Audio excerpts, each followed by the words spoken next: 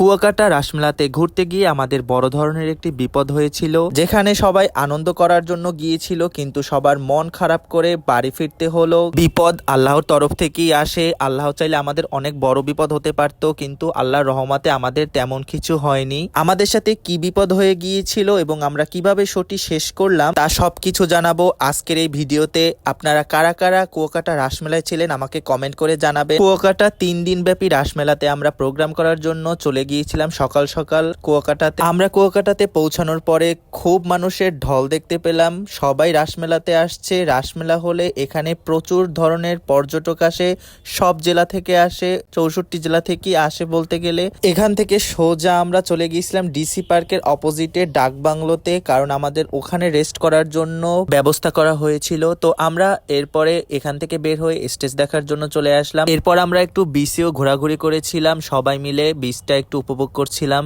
কুয়াকাটা এখন আমাদের অনেক উন্নত, থাকার জায়গা, হোটেল, রিসোর্ট সবকিছু আছে, খাওয়া দাওয়ার ব্যবস্থা অনেক ভালো। তাই আমাদের কুয়াকাটা এখন অনেক ফেমাস। যদি এখনো না এসে থাকেন তাহলে কুয়াকাটা হতে পারে আপনার এবং আপনার ফ্যামিলির জন্য খুব ভালো একটি ঘোরার প্লেস। তারপর খাওয়া দাওয়া করে আমরা প্র্যাকটিস করা শুরু করে দিলাম, কারণ আমাদের রাতে শো ছিল।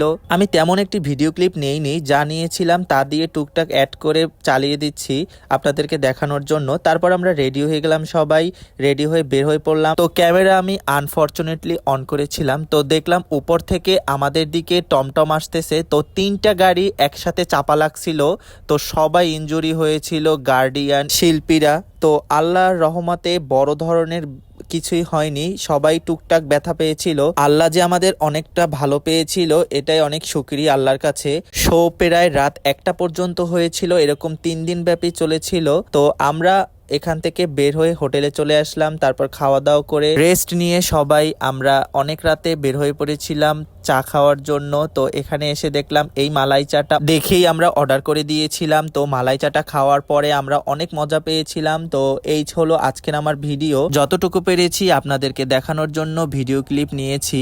আমার ভিডিওগুলো আপনাদের কেমন লাগে অবশ্যই জানাবেন। আরো নতুন নতুন ভিডিও দেখার জন্য পেজটি ফলো করে দিবেন, লাইক এবং শেয়ার করে পাশে থাকবেন। আমার পেজটি নতুন, তাই আশা করি আপনারা সাপোর্ট করবেন এবং পাশে থাকবেন। দেখা হবে নেক্সট কোনো ভিডিওতে, সে পর্যন্ত ভালো থাকুন।